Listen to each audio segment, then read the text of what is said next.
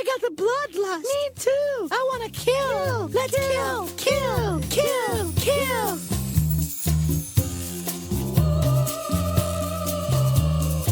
Hello, listeners, and welcome to The Bloodlust. This is your go-to podcast for classy broads talking horror since 2014. This is episode 259 of the program. Tonight we're going to be talking about Alex Garland's Civil War. Certainly a very horrific movie, even if it's not exactly in the horror genre. Yes, I would agree. My name is Amy. I am your fearless leader, joined as always by my lovely and talented co-host, Jamie. Hello. Hi, having an allergy attack today. Just a little one. What's it called? Post-exercise rhinitis that you've decided? Yes, that's what the internet calls it. Exercise-induced rhinitis. Exercise-induced rhinitis. So when you already have allergies and you're doing a lot of heavy breathing from working out, then you suck more allergens into your snoot and into your nasal passages, and that are already inflamed. Yeah, and it makes for havoc. It's just my life. Sinus havoc. Poor Jamie. So anyway, you're going to hear some sniffling and some blowing So of sorry. noses. I'll try to mute as much as possible. I'll just take it out. Or after. that. Don't There worry you go. about it. Cut that. Cut that. So, Alex Garland, Civil War. We're big Alex Garland fans over here at The Bloodlust, except for Men, which was a little weird. I still liked it, but it was very self-indulgent and wacky. Yeah, I still don't really like it. But we liked his other movies. I saw that Alex Garland told The Guardian in an interview that he intends to step back from directing and focus on writing after this movie. Well, I'm I glad don't know how I he'll still feel be about writing, that. but yeah, Yeah, I like his I think- directing, so that's kind of a bummer. I know. I think he has a very good eye. I like his movies visually, Yeah. so that kind of bums me out a little bit. Well, we'll see what comes of that. We shall see what comes of that. Did you see Sunshine, the movie that he wrote? No, I think Danny Boyle directed it. I did not. I haven't seen it either. It's a science fiction story. I know that. I believe Cillian Murphy is in it. Okay. No, I don't think I've even heard of it. We should watch it. If not for the show, just to see how it is. Yeah. Since we like him. He has had some very attractive casts for his movies. Alex Garland has. Our roundtable is one of the series of questions set in by listener Addison. Hello, Addison. And it is for this episode. What movie has your pick for most attractive cast? Ooh, That's a tough question. it is. Most attractive cast. Most attractive cast. What do you think, Jamie? I was thinking of The Neon Demon, that movie about modeling. Well, Who is that? Elle Fanning is in that? And a lot Okay. of... That's a very attractive movie. well, that's any an movie with- attractive movie. Yes. Any movie with Natalie Portman in it, I would think. Has a very But attractive cast. are we talking just like the most attractive person in a movie? No. We're talking Just about like all their around. level of most- attractiveness increases it, or just most cast members that could objectively Most be found attractive attractive? cast. Most attractive as a whole. It's a group award. It's a group award. Okay. I mean, I guess I'd probably say like X-Men Apocalypse, because it's got James McAvoy, Michael Fassbender, Hugh Jackman, Oscar Isaac. Ooh, Oscar Isaac? Who else is in that? Jennifer Lawrence, I'm sure, is in it. That one. Rose Byrne. That's a pretty attractive cast, Jamie. Yeah. Evan What about- Peters. Yeah, that's a pretty attractive cast. Good choice. I was trying to think of Fassbender movies just because he's so dreamy. I was thinking Ex Machina, since we're talking about Alex Garland. That's a pretty attractive cast. Oh, it is, and that's easy to do when you've only got like a few people in it. And one of them's Alicia Vikander, and the I other mean, one is Oscar Isaac. Right there. Yeah. I was thinking like Also probably like a Guy Ritchie movie. Like I really like the movie Rock'n'Rolla, and I know that at least has Gerard Butler, Tom Hardy, and Idris Elba. Oh, shit. Mm-hmm. That's a great Triple choice. threat. I would say like the Ocean's 11 movies. Brad Pitt and George Clooney together. That's a lot of sex symbol power. Yes, it is. Mm-hmm. Let's see. What about a horror movie cast? A horror movie cast. Usually there's just one foxy girl and the rest of... I guess usually the women like, from The Descent are all really hot and really true. athletic. That's true. That would definitely be an attractive cast. If we were talking in like the mid-late 90s and I was that age, I would probably say like The Faculty. That had a really attractive cast because it had Famke and it had Salma Hayek. And Josh Hartnett was a heartthrob. And Elijah Wood was in that. And he's a heartthrob to Jamie. He's a heartthrob to me. I'm sure he has his niche audience other than you that like him. I would imagine. Pick a movie. What movie has like, let's see. Who are the most attractive? Tom Hardy. So something with Tom Hardy. And his luscious lips. Yep. How about Fury Road? Yeah. I mean, there's a lot of gross people in the cast, but there's Charlize and Tom Hardy. That is true. But everybody else in the cast is pretty grotesque. Nicholas Hoult is cute, but he's not cute in that movie. It's not like it's the sexiest Tom Hardy's ever looked either. No, maybe not that he's ever looked, but he looks pretty sexy. I guess he does. What are some other movies? Well, I can't think horror movies because I never really think of like super attractive casts in horror movies. I can't think of too many. I guess the cast of Ready or Not was on the more attractive side. I guess the Scream movies have a more attractive cast. Yes. Okay. Good choices. I would agree with those. I mean, most of them are just gross teenagers. I feel like the casts from the Friday the 13th movies have a more attractive cast than most of the horror franchises. They go out of their way to try to find attractive teenagers in skimpy clothing more than, say, Nightmare on Elm Street. I mean, sure, yes, I would agree with that. So if we're going with the classics, the 80s classic horror movies, then I would say, yeah, the Friday the 13th casts are the most attractive of those. I mean, I guess that feels a little bit like grasping at straws, but... Well, all right. But that's just me. What are some horror movies that we've reviewed that have very attractive casts? The Guest has a pretty attractive cast. It does have one pretty attractive cast member that I can recall. Micah Monroe's attractive. Oh, yeah, I forgot she was in that. Okay. Yeah. Well, there you go. Listeners, what movie has your pick for most attractive cast? Let us know.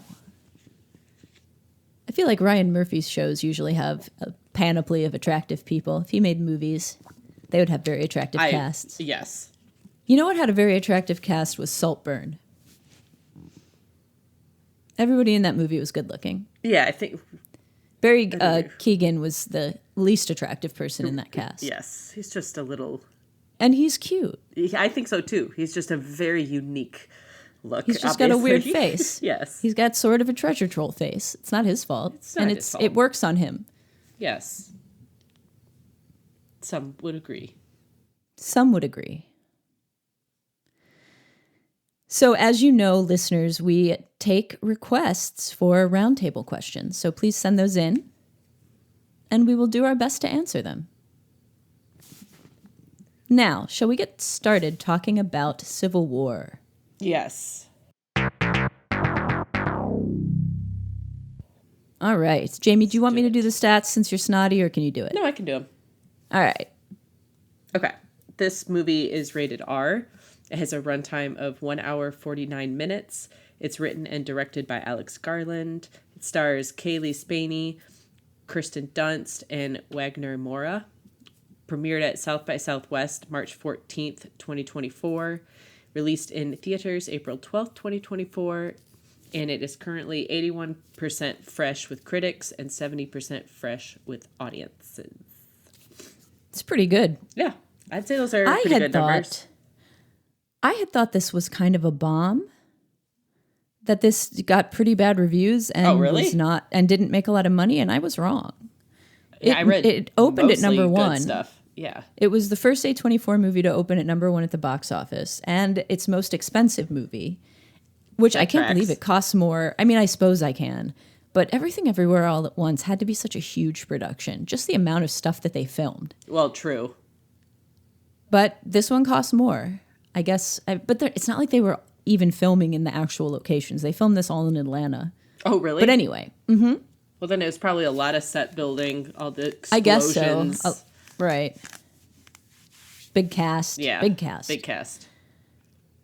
This is A24's second highest grossing movie after Everything Everywhere All at Once.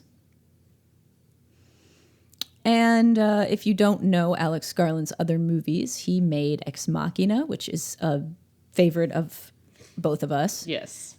And he made Annihilation, which we also quite liked. Mm-hmm. And he made Men, which we were pretty lukewarm on. And Jamie, I think, actively disliked. Yeah, not a fan. Not a fan. It was really visually compelling and sonically. Sure. I'll give you that. But it was a pretty jumbled movie. Mm-hmm. As far as message, as far as everything else goes. So now we have this. And what is it about? It is some kind of unspecified future date in the U.S., and there are these Western forces. Evidently, they've got a tyrannical president. And California and Texas join together as the Western forces to overthrow the government. And these war correspondents, played by Wagner Moura and Kirsten Dunst. And there's another fellow, too. I don't remember the actor. It's a character actor who plays him. It's an older guy. They are on their way to D.C. to hopefully get the money shot when the Western forces invade. Well, originally, they just want to interview him. Yeah. They want to be able to get to the president before these Western forces, who are getting pretty successful in overtaking the government, actually descend on the Capitol, which is where they're headed. And there's this 20-something girl right out of college who ends up tagging along in a pretty kind of silly conceit that they would bring somebody along on something so dangerous. But right. She wants to be a photographer. Lee is one of her heroes. Lee is played by Kirsten Dunst. She has been around for a while as a celebrated war photographer. So that's the setup for the movie. Jamie. Yes. What did you think of Civil War? I loved this. You loved it? Yeah. I totally loved it. I thought it was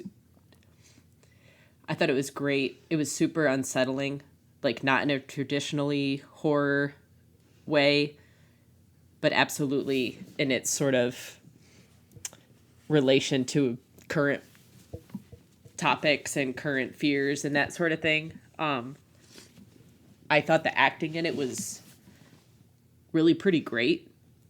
I think, and I liked all the characters in it. I liked the plot and the story. I thought everything felt real. Like, it felt very realistic. And I just, it was an unsettling movie. It had some really, really cool visuals. It really kind of just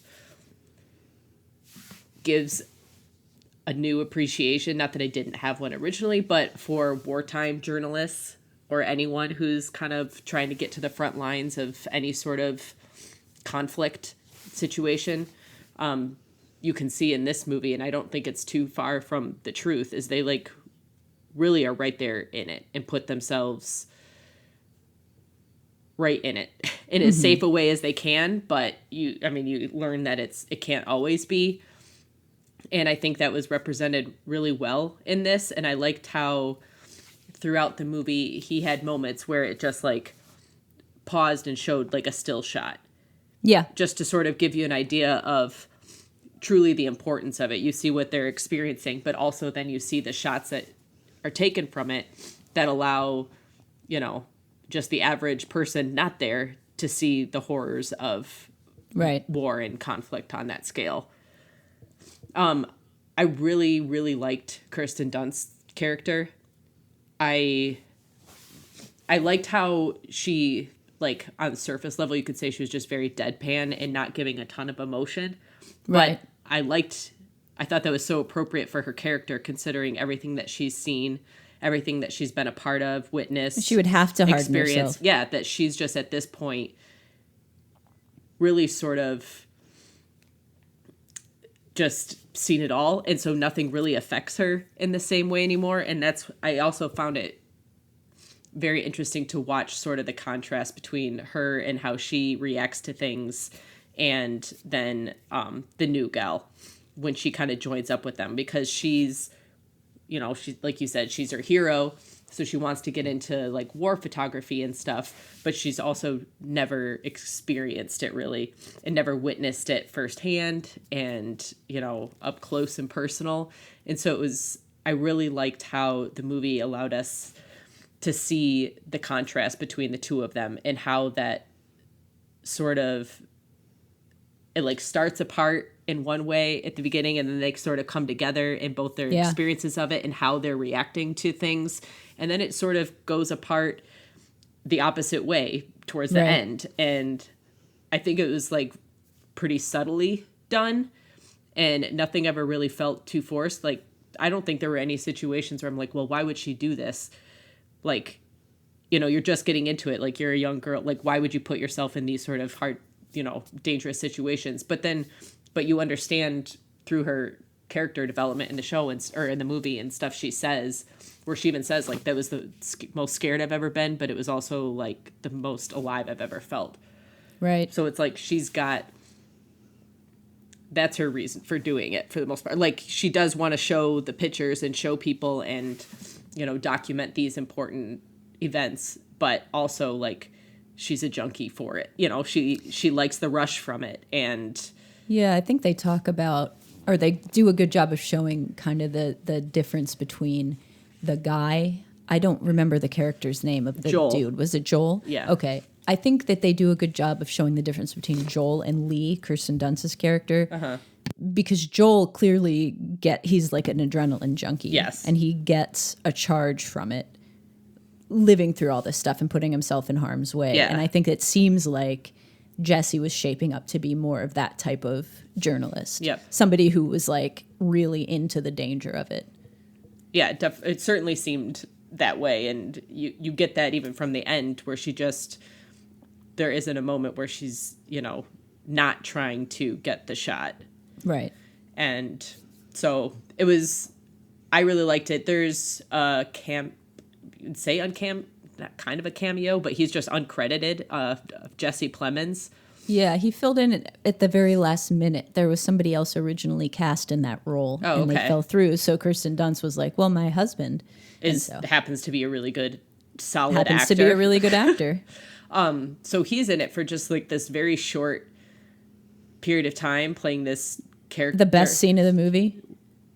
Easily the best scene of the movie. And I can't even imagine someone else playing that character that had there's no development. He's only on screen for a short bit of time, but you get what he's about and who he is. You know who that guy as is. a person. You've met that guy. Immediately.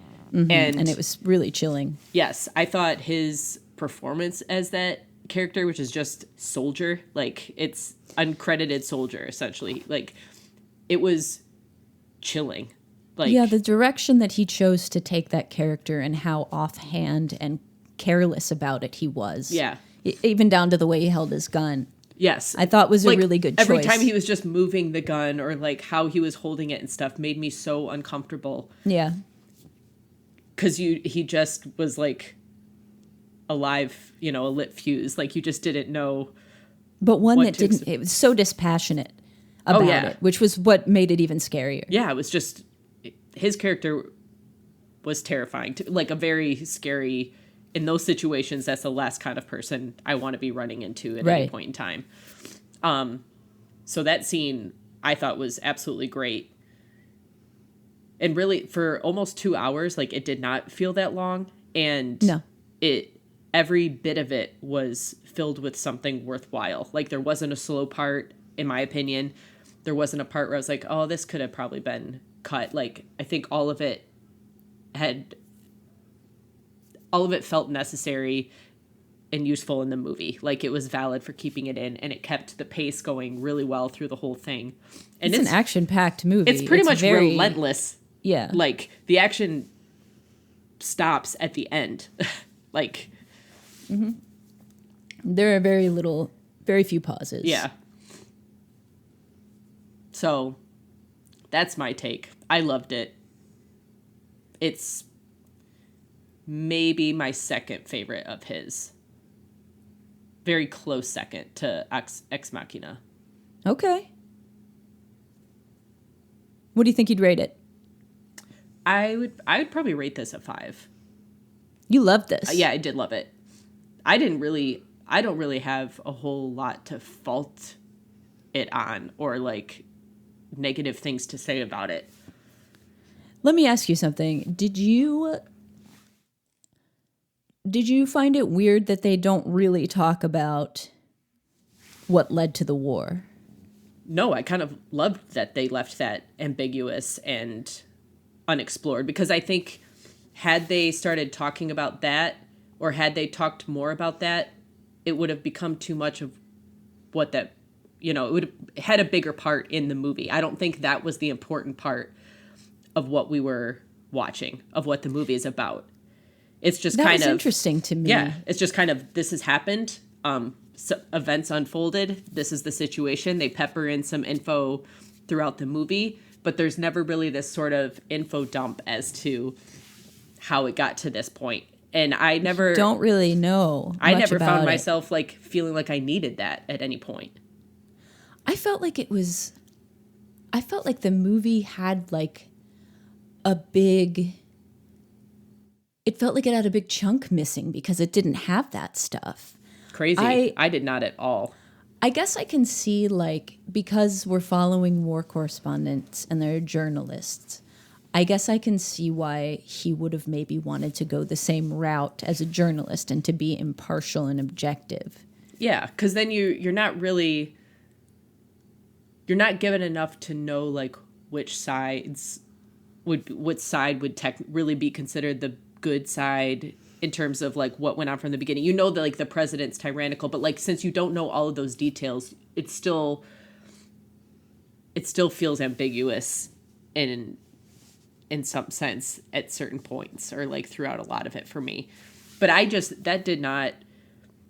didn't bother me at all, because it was just really like we were plopped down in there with all of them, and here we are, and now we're witnessing all of these things and experiencing all of them with them, and we don't have details from before. We're just seeing it now.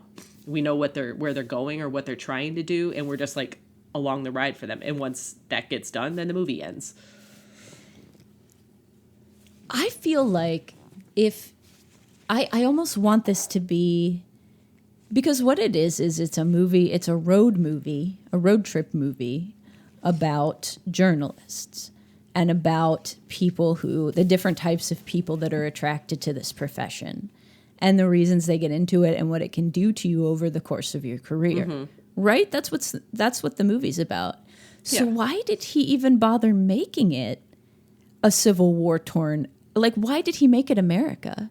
Just to have an excuse to have creepy images of like American suburban streets that are... And I think also just like building on a topic that's out there right now. Like, it's something that's being said, but he doesn't really build on it. He just says, fine, this but is like happening. that's the foundation. Using that as a sort of topical jumping point for this, where it's like, okay, that is not, that's something people have thought about, so that's not super far off, and it's going to resonate, with any US viewers. Yeah. And probably others too, but like I don't know, I think it was a very interesting, like, that was an interesting theme to use. I found it very odd, and it took it away from my enjoyment of the movie. Because okay. I just felt like, why even bother making this about a civil war if you're not going to talk at all about it? If you're not going to talk at all about what caused it to happen? I feel like, okay, so he maybe wanted this to be an objective, dispassionate telling. But journalists also, with the one, with the one aspect of them being very objective, they're also very facts-based. And we didn't get very much information at all. And I think I would have liked this better if we would have had more of that and more the people having more stake in the game. They also weren't writing articles as they were going or anything. It's just like... Which was strange. Purely taking photos. So I took it as they were really photographer journalists. Like... Well, the one guy was not. The dude wasn't. No, he was New York Times. And both of the guys were writers. And she was a photographer and the girl was a photographer. So also, how young does Kaylee Spaney look in this? She looks like she's 15. She's too young to be out after dark. Yeah. Yeah, I found this weird. I didn't think it worked because of that. I think this would have been a really good movie. I think this would have been a really good movie if it would have been just another war. I think an indescript. Just any some other war overseas, like a different war. I think that the Civil War aspect was confusing because they don't touch on it at all. It's just a regular war movie that happens to be set in America. Yeah, I just thought it made it way more interesting. I think making it deliberately vague was weird. I think he was really trying to be impartial. And even the way he talks about like the Antifa massacre, they talk about that, but they're really, really careful not to say what side did what. Yeah, they just put it out there. It felt weird to me. And maybe if they had fleshed out the characters more and made it more of a character study and less of an action movie, then it would have been okay not to explore the whys, but just to explore how these events have affected the characters as people. I might have liked that better. I think it highlights the callousness of the media very well and how they have to make themselves callous. Bless you. Thank you. Gazoon. Thank you. And how they have to harden themselves. I think, like I said, I really am kind of saddened that Alex Garland doesn't want to direct anymore because the action sequences in this are really well filmed. Yes, agreed. They work really well. And there's some really beautiful shots in this, too. Some killer shots that were reminiscent of some of the stuff from Men that I thought worked really well. The score, I think, was good. Yeah, I liked the score. They used the guys from Portishead again. And there's a Silver Apples song in it that I correctly guessed was Silver Apples, although they're a pretty recognizable band. Well, I didn't recognize them, nor have I ever heard of them. You may have Shazammed. If you Shazammed in this, it might have been the song you Shazammed. I did not Shazam anything, but that was because my phone wasn't near me. To confirm, and it was indeed the band I thought it was, and I was proud of myself. Good job. It had a couple weird needle drops in it that were tonally funny and made me feel weird. I didn't dislike all of them, but a couple of them were a little weird. So yeah, I didn't like it as much as you. I thought that the action stuff worked very well. Kirsten Dunst was very good in it. She, I like to see her aging gracefully. I think she looks good. I do too. And I always like her in everything she's in. I think my favorite scene, like I said, was the one with Jesse Plemons. I feel like the movie could have used more scenes like that. That tension was so masterfully done and so effective. And maybe more of that and less shooting I would have liked better. But again, I am not an action movie person, and you are. So it does make sense that this would work a lot better for you than it did for me. True. To me, it made sense that they didn't have more scenes with that exact type of tension, only because I think they set it up pretty well from the beginning that press has, like they do now, a certain degree of respect where they're just generally not touched. Sure, they can be in a bad situation and things can happen, but like for the most part, folks are understanding of, you know, the press and the journalists that are there to do their job. But they did also say that the president was executing journalists on the White House lawn. Well, sure, but they weren't there at that point. Right, So not there yet. It's sort of set up and put into your head early that like there's not really, they're to some extent they're pretty safe. Like sure, they're again in bad situations, so stuff could happen, but for the most part, like they don't have to worry about like a rogue person just killing them. So like that's why I think that scene with Jesse Plemons like was that much more impactful, because it was like, oh, here we are. Here's like, of course there's some sort of dude and he's got a small faction out in the woods where they've gone rogue.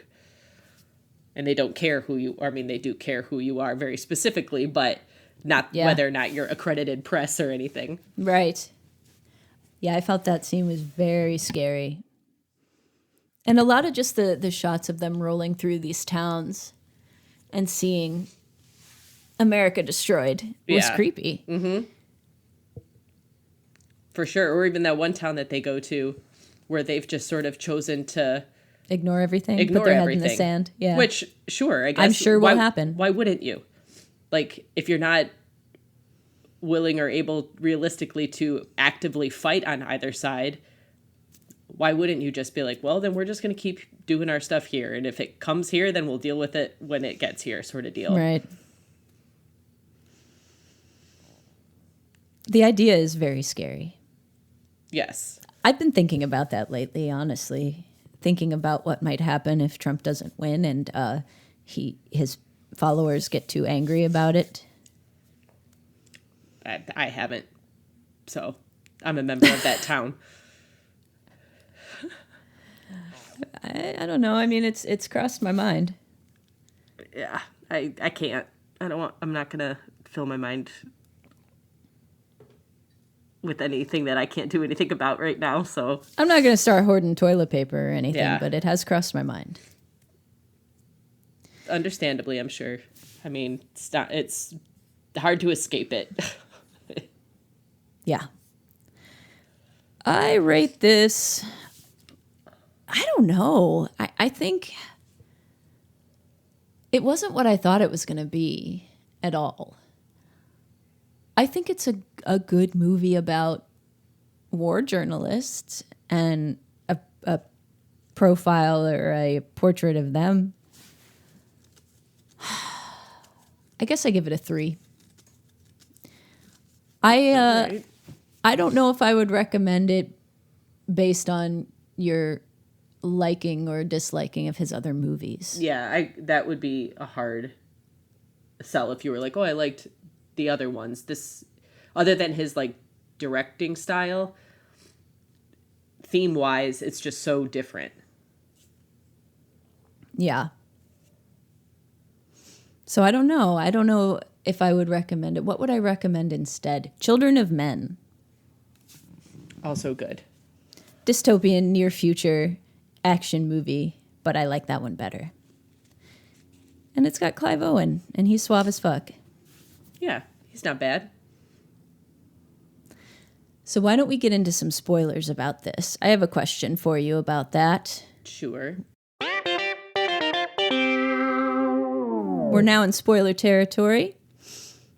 Why do you think Lee breaks down in D.C.? And what snaps her out of it?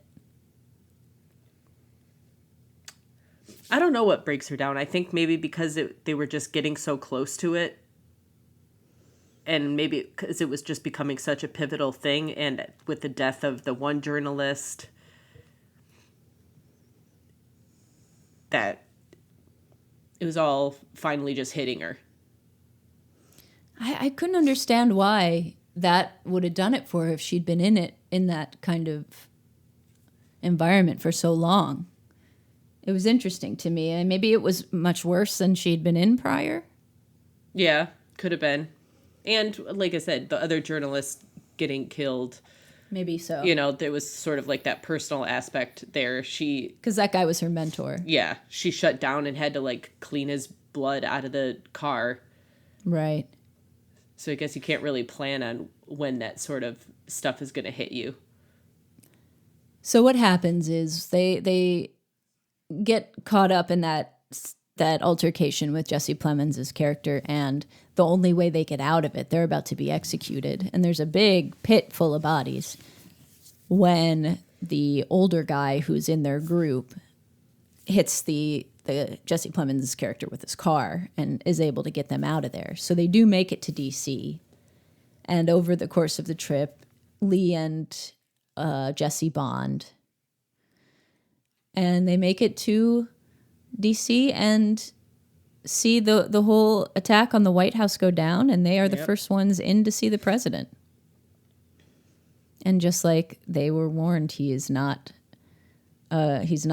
composed and dignified. He's, all disheveled and babbling on the ground and begging for his life. And then I believe they execute him unless it goes black before they do. No, they do. And they pose with pictures with him, which kind of made you think of the Guantanamo Bay pictures. They didn't really like pose with him. Didn't they? I thought they were posing with him. Like she took pictures of the people that came in and killed him posing with him afterwards in like the credits. Oh, I didn't. Then I didn't see that. I didn't watch through the credits. I just know it's right after they shot him is when she takes a picture, and that's the end. Okay. So they get what they came for. Not really a soundbite, but that money shot. They get that money shot. And Lee dies. Spoiler, as we've said. Oh, yeah. I forgot. kind of a big moment. Well, we kind of had a feeling that she was going to sacrifice herself for her protege. Yeah. And she does. And that girl, damned if she didn't get herself out into everybody's way. She out in did. front of everything. Yep. God. But I gotta imagine that's like probably pretty typical. Like when you're I'm just sure that starting until up you learn, you're in everyone's way. Yeah, you're just sort of running on the excitement and the adrenaline of it all, and you don't know yet like the boundaries or like when's a good time to go, or you kind of forget that others are even around you. Right. Because now you're just so engrossed with this. And I liked how that scene was so like non-impactful.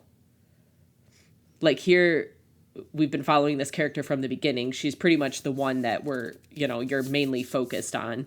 Everyone else is like essentially revolving around her. Right. And then when she gets shot and falls down dead, like that's just kind of it. Joel and they follows leave her the behind. Soldiers into the room where the president is. Yep. And then so does Jesse. And they leave her. There's even less sort of grieving or emotion than there was with the New York Times guy. Right. Which obviously, that all could come later too, but it's just that idea that like, nope, here, this is the mission. This is what we're here to do. She knew what she was here to do. She knew the risks of this, and there's no time to stop and cry about it or grieve, because then you're going to miss what you came here for in the first place. And her death would essentially be pointless, in vain. For nothing. For nothing. So you liked how it ended? Yeah, I really did. I thought it was very fitting. I would have liked a little more Nick Offerman. But what are you going to do? It was just a little role. Yeah, I'd always like more Nick Offerman, but... Have you ever watched Devs? No. It was the TV series that Alex Garland did. And a lot of people that are in this are in Devs. Oh, Jesse really? Plemons, Kirsten Dunst, Nick Offerman. Oh, okay. I don't know who else. No, I have not watched it, but I've heard of it. Just I haven't feel checked like we it out, should watch checked it it, out yet. considering how much we like Alex Garland. Yes, like the other one. We should just add all of his stuff to our list. I would still put Ex Machina as my favorite, and then Annihilation. I think I'd probably still put this above Men, though. Oh, yeah, Men's hard bottom for me. So, listeners, let us know what you thought about Civil War. Unfortunately, it is not in the theaters anymore since No. it came out in April, but it is available to rent for like $5.99. Worth it. We will agree to disagree. I feel bad that we've disagreed twice in a row. I don't. We disagree about movies fairly often, I think. I guess that's fair. And like you said, I'm into a war movie and an Right. action movie. And those are not really my thing. Well, so then, see? Chances are you weren't going to really be keen on this anyways. Probably not. Listeners, let us know how you liked it and how you would rank Alex Garland's films in order. And for our next movie, we are going to be seeing in theaters Beetlejuice Beetlejuice. That's the one. I sure hope it's good. So do I. You can't be mad about the cast. Nope. That's for sure. Sure can't. So hopefully it will live up to our expectations. Fingers crossed. I mean, I would imagine that all of the cast would maybe be less keen on being involved in it if, like, the script didn't read Right. well enough to, connect it to the first one or make it seem like it would be close to as good. What is Beetlejuice, the original, streaming on right now? Let's take a look real quick. Because I would like to watch that first, and I don't own it, which is...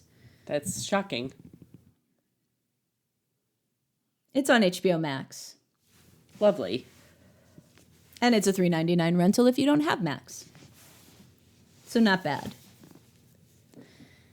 I suggest, if you are one of the younger listeners to our podcast and you have not seen Beetlejuice, I suggest you watch that one first. Yes. Get a feel for the vibe of it, Because I'm sure this will be a loving homage. the colors, how everything looks, the crazy costumes. Yeah. It's very fun. It's one of my favorite movies. Yeah, I used to watch it pretty often when I was younger. It's just a pure delight. Yeah, it is. It looks like nothing else. It started... I think it was the movie that launched Tim Burton into superstardom. He had already done some Pee-wee movies and stuff before that, but... That makes sense. I remember always really liking the sandworm scene. I love the sandworm. I love the way everything looks. Yeah, same. The afterlife waiting room kind of stuff. yeah. It's so good. It's just so fun. The movie that launched 1,000 Halloween costumes. Good God, that's for true.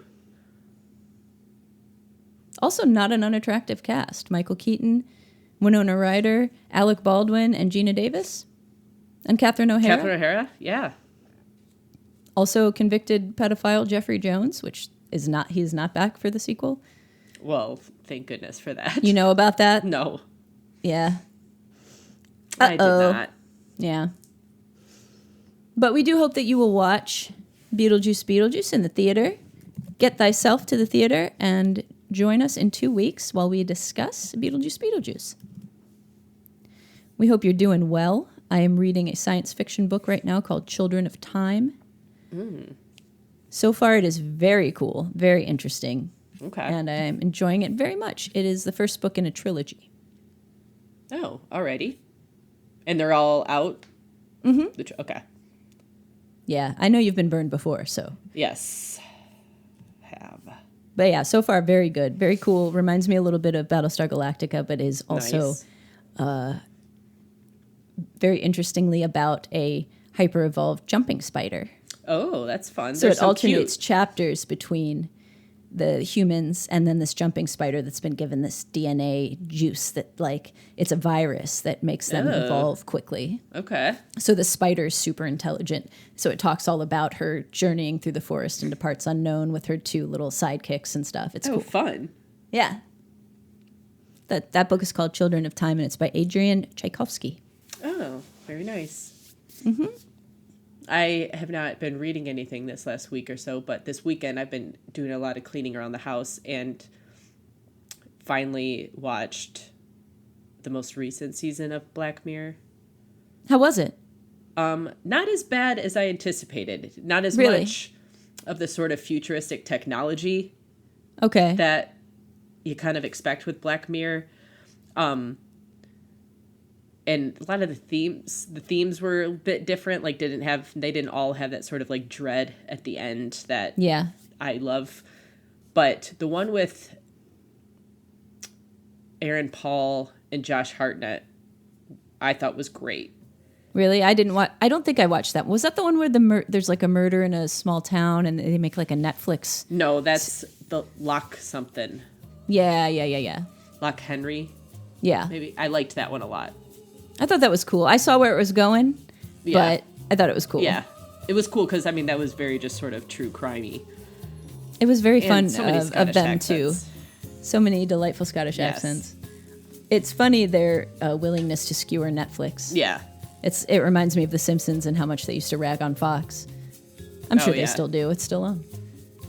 Yeah. So there's hit or miss because I think the first one is just like Joan is awful or something. I did not like that one at all. But I thought it was all right. I didn't at all, but it's whatever. So, I was happy to see her from Schitt's Creek. What's her name? Yeah. Annie Murphy. Yes. Well, if you haven't watched the Aaron Paul Josh Hartnett one, Kate Mara is also in it. I think the only 2 I've watched were the first 2. Okay. Well, you might like So that you one. recommend the rest? Yeah. I don't think I've watched the very last one yet. Okay. Do you remember what the one with Josh Hartnett and Aaron Paul is called? Beyond the Sea. Okay. Did I watch that? It's like some of it's kind of in space. Some of I don't it's think not I in watched space. it. Okay. Well, I You recommend recommend checking it out. Yeah. Okay. Excellent. All right, listeners, that's going to do it for episode 259. We hope you enjoyed listening. Send us your comments, concerns, questions, roundtable questions, recommendations for us to review, anything, to the usual spots. The Bloodlust Podcast at gmail.com. You can contact us through our website, thebloodlust.net, or on Instagram or Facebook. Also, please leave us a review if you have not done so already. And hello to some new listeners. I was talking about the podcast while I was traveling, so hello. Yay. If we've got some new listeners, welcome. Welcome. That's going to do it for us. This has been episode 259, and I have been Amy.